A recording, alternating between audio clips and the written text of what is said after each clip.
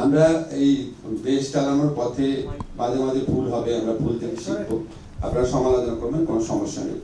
এখানে দুইটা যে রিটেন প্রশ্ন আসছে, আমি ইচ্ছা করে উত্তর দিব না, কারণ এটা আমার এক্সপেরিয়েন্স, বহু বছর যাবত সাংবাদিক সঙ্গে ফেস করি।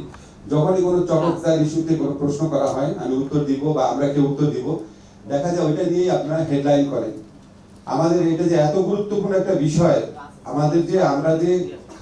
আমাদের বুক বিদীর্ণ হয়ে যায় সব গুমের ঘটনায়, এগুলো সবকিছু ভুলে গিয়ে ওই চটকদার ইস্যুতে একটা হেডিং করে দেওয়া হবে। আমরা এটা চাই না। প্লিজ অন্যান্য প্রশ্ন নিয়ে আমার কাছে আসেন, আমাদের আদিল ভাইয়ের কাছে আসেন, পরে উত্তর দিব।